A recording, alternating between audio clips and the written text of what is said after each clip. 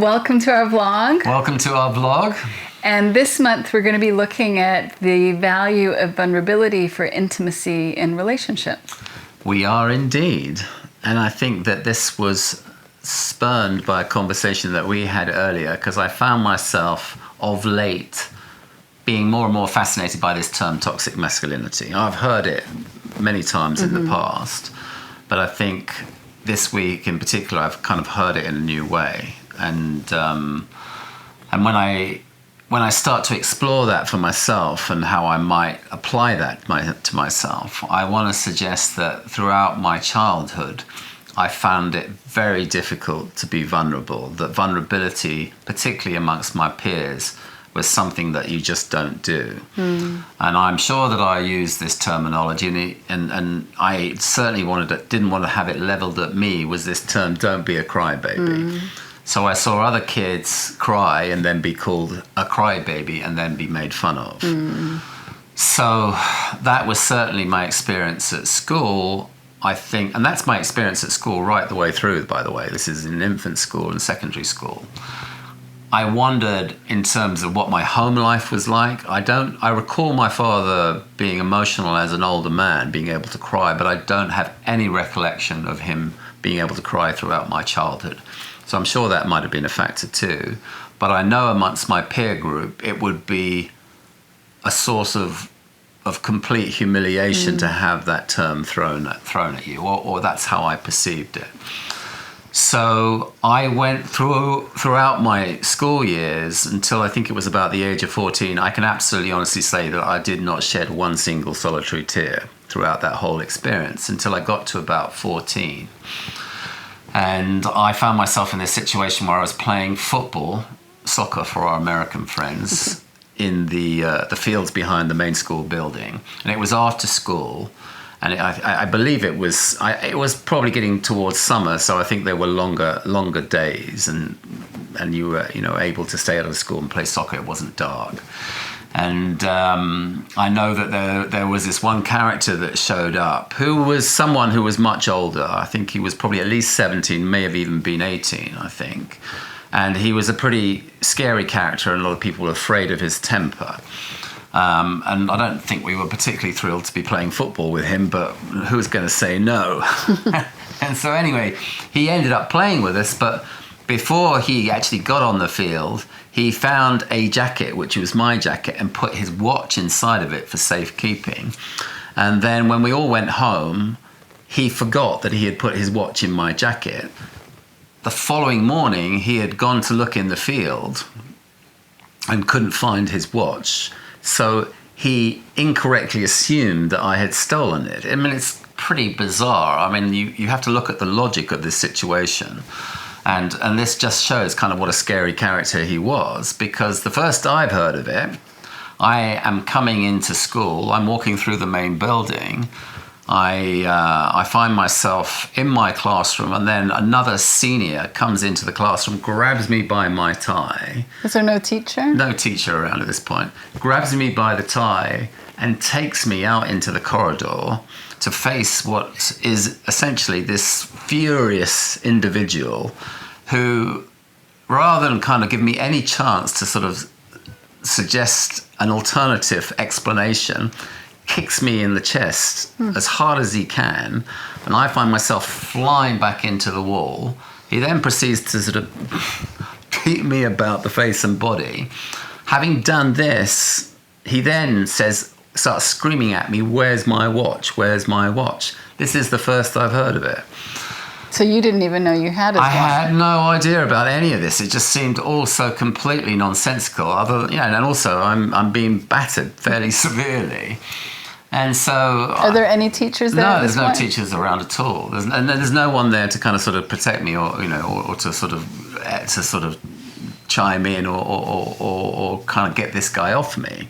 I mean, everyone's kind of terrified of this guy, and so I found myself, I don't know, I can't exactly remember, just trying to sort of get this guy to see reason. And I think eventually, it got to the point where the school bell went off, and we're supposed to go to these various different meetings, and the meetings were such that it was done in terms of houses. I don't know that every school has a house, but my school has a house. You probably don't even know what I'm that thinking term like is. Harry Potter. It's kind of like Harry Potter.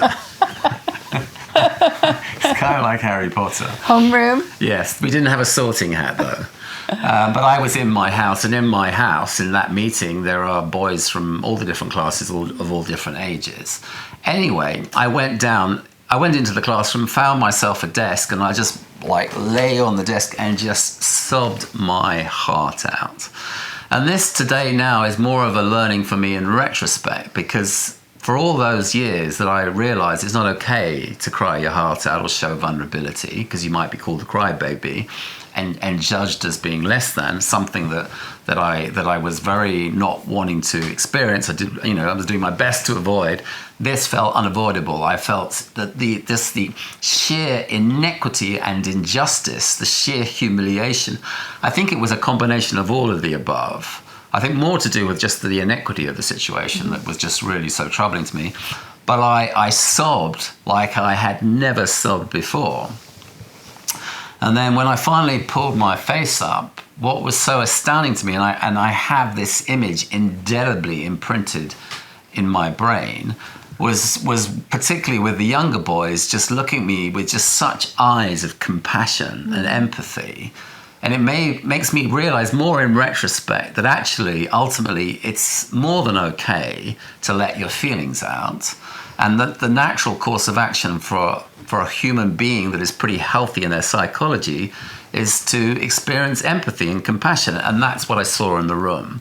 So for all those years that I had it wired that it's not okay to do that, the reaction and response was pretty amazing. And ultimately, it was comforting. And as an adult today, looking back, yeah, how beautiful that is to reflect on have that image. So, as I say, indelibly imprinted on my mind.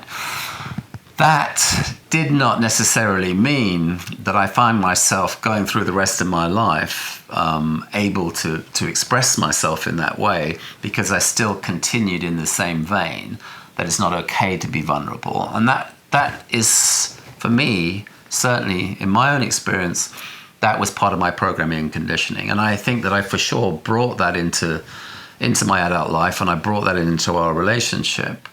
And I think the toxic masculinity, as I see it for me, is that in my experience that it's not okay to show your feelings. When I found myself with a woman who was very comfortable settling into your feelings and having big feelings, I want to suggest, that because of my discomfort with that, because this is kind of terrain that I'm not at all familiar with, my default mode was to go into the logic of the situation. How can I fix this? I think that ultimately I would tell myself that I'm fixing it for you. I think a good portion of that need to fix was based on me trying to find a way, let's get back to level ground, let's get comfortable, let's get myself comfortable. And I found myself completely unable to sort of entertain the possibility that feelings are okay. Feelings are not okay. It's very much a part of my own programming and conditioning that I don't do feelings. And when I'm experiencing feelings with my partner, it's like, how do we get out of this? How do we get out of this as quickly as possible? Because this is territory that is completely unfamiliar to me. So I think there are two parts to the toxic masculinity. One, it's kind of like, oh, this is uncomfortable, I'm not familiar with it. Another part of it is, suck it up, what are you doing? It's like, we're just wasting time here. And I think that perhaps, in terms of toxic masculinity is the bigger issue. On some level, in my interactions with you as my partner, it's kind of like, suck it up. I think when we get to that point in the experience, it's like, I think that's when you would probably get angry and everything would fall apart from there. So there's that component. My inability to feel those feelings is also something that you would probably have judgment around, because it's like I'm not being very authentic. So there's a lack of authenticity, and there's a judgment coming from me that you need to suck it up. And that, in the context of a relationship, creates all kinds of challenges. So you have a typical situation where one partner is feeling their emotions, the other partner has two judgments running. One, they're not even conscious of the fact that this feels really uncomfortable, and two, suck it up and get a life, basically, so we can get back to normalcy. And that experience, I mean, it's really interesting. I have so many questions about the earlier experience, but it's really interesting that you said that in the experience when you were 14 with the boys, with their healthy psychological functioning, they actually naturally went to compassion. They didn't go to solve and resolve. I know, it's amazing. I mean, that's amazing to think that just completely went over my head. But as an adult, in terms of what I know today, I mean, it kind of brings up emotion for me, because I can really tap into the visual of seeing those faces, particularly the younger boys, kids that are much younger than me, having genuine compassion. That's their natural state. That is our natural state. Yeah. And so what I wanted to say is that in our relationship in the early days, when you would be judgmental about whatever emotions I was having, vulnerable emotions, you weren't in a healthy psychological state, because if you were, you would have gone to compassion too. Yes. So it was really a reflection of your state of mind and your own fear, your own discomfort with the emotions that were coming up inside of you, and going to an unhealthy coping mechanism rather than feeling safe enough to just be in your natural state and have compassion. Yeah, no, absolutely. So it's this sort of, I don't know how the mechanism works. I don't know that there are alarm bells going off inside my head, but the programming conditioning was so strongly sort of opposed to having the experience of dealing with feelings. This is really uncomfortable. I cannot figure out how to solve this. And at some point, when the logic failed, I would get to the point of judgment, where it's like, suck it up, because this is a waste of time. So it started off with discomfort, and then I'll go to logic, and then logic doesn't work, and that's kind of when things kind of would fall apart. So what was the shift for you in our relationship? The shift for me is that I think I got to a point where it just occurred to me that I don't need to go to the coping mechanism that would emerge out of that discomfort. So I got much better at feeling my feelings in those moments. I'm not saying that I've completely figured this out, but more often than not, I allow myself to feel in an embodied way the discomfort. And in doing so, I'm kind of not going back to my old track record of using the coping mechanism, which generally is judgment and anger, which is born out of that fear. And instead having this sort of more embodied experience with the feeling. And what's happened for me is that more often than not, that feeling takes me back into a place of compassion, because I realize it's nothing to do with you. And I've said this repeatedly before, that for me to be able to see that it's nothing to do with you by virtue of the fact that I'm feeling my feelings, it always kind of takes me back to experiences that I've had in the past that kind of have created that misunderstanding that ultimately coalesced into maybe judgments about myself not being good enough, being less than, being unlovable. Certainly, I had it in my mind that being a crybaby meant that I was in some way not good enough, less than, all of the above, basically. Yeah.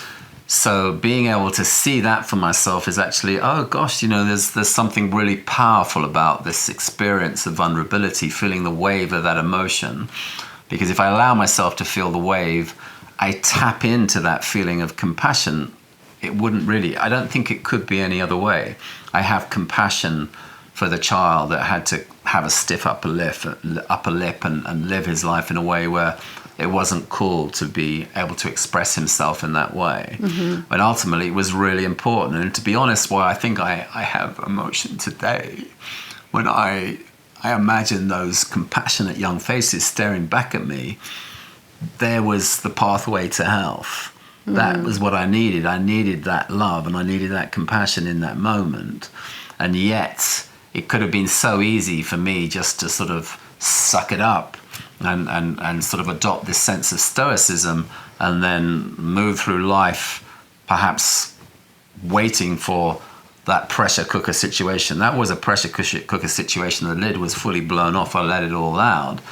But I think that holding that pressure, having to suck it up and keep it all in, I don't think obviously it's unhealthy for us on a personal level, but I think we can also, there'll be points where we let off steam in ways that are negative. In unhealthy ways. And typically it's going to be towards our partner in unhealthy ways. Yeah.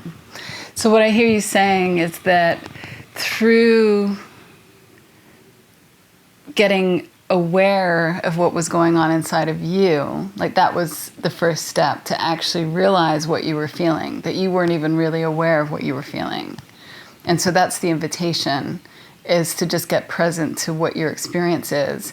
Even if the feelings are uncomfortable and the result of misunderstandings, it's through getting present to those feelings that wisdom can come in, and we can then wake up from the misunderstandings. Yeah, no, absolutely. And I think a big part of it for me today too is the understanding that there is a narrative that has its roots in fear. Mm-hmm. And that for me, the fear actually kind of has kept me in that narrative. It's like this is something that I understand and know.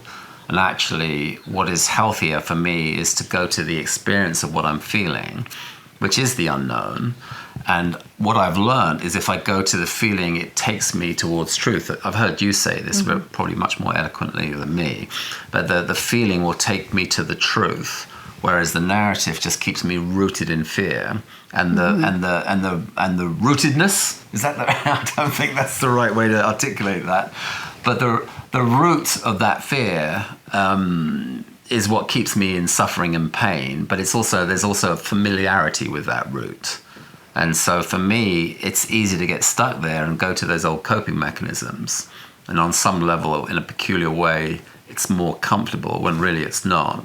Whereas going into the unknown, in a sense, again, I want to suggest that that's just part of my psychology, my biology, wanting to sort of take me back into balance and harmony. And that feeling the feeling is part of that process. It will deliver me back to a place of wisdom, mm-hmm. as opposed to the narrative will just keep reminding me of that fear, and in the remembrance of that fear is like, oh, I've got to avoid the feelings. Mm-hmm. I've got to stay in this sort of rigid, sort of locked up personal hell where I'm trying to control everything, which is ultimately uncontrollable. It just leads to chaos. All rigid systems break down, so that for me is a rigid system. Mm-hmm. If I can go to the feeling, I allow myself to feel the wave of that feeling, and as I now increasingly understand, feeling my feelings in those moments and being present to them delivers me back to a place of insight and understanding. Mm-hmm. And so for relationships, what you're saying is that being willing to step into the unknown, being willing to move into vulnerability, and sharing honestly, openly, and authentically with our partner, that's what leads the way to deeper intimacy and greater safety in the relationship. Yeah, absolutely. All the good stuff. Yes. So I have a question. Mm-hmm. Did he get his watch back? Yes. A few days later, I'm standing at the bus stop, and I'm not thrilled that I find myself standing next to this individual who pretty much, I want to say, the whole school is scared of. And I think even the teachers were scared of him. They should have been kicked out long ago. I don't know what the deal was. And he just turns to me very matter-of-factly, holds out his wrist, and says, I got my watch back. But how, if you had it? He didn't explain himself, and I didn't even want to enter into conversation with him. He just said, I got my watch back. It's obviously evident he found it. He found his watch in the field. And but literally no apology or acknowledgement of what he had done to me. And so I went through life having a lot of judgment towards this individual, and maybe now I can entertain the psychological innocence, but it was a really awful thing to go through and experience. And were there teachers at the school? It wasn't a good school. There were teachers. Was there a teacher in the home? May as well not have been teachers for all that I learned. Was there a teacher in the the house, whatever it was, seeing you crying? I can't remember. I think I sucked it all up by the time that he came. Oh, the teacher. Oh, it was all over with. I think that I had it. Well, yeah, it was kind of all over with by the time that he arrived. It seems like a Lord of the Flies school. Well, I think a lot of schools are like that. Or I think a lot of culture in schools is kind of like that. There's only how many teachers for how many hundreds of kids. Oh, I don't think that would have happened in my high school. Oh, I don't know. Well, it happened in mine. Yeah, I'm sure a lot of kids, walked around in a mindset of fear. Yeah, I'm sure. I'm just shocked at the lack of adult supervision at your school. Yeah, it was a terrible school. I can say that with conviction. All right, well, we hope you enjoyed the video. If you have any questions or comments, please leave them below. We look forward to answering them, and we're sending you lots of love. Lots of love, Take as care. always. Bye-bye.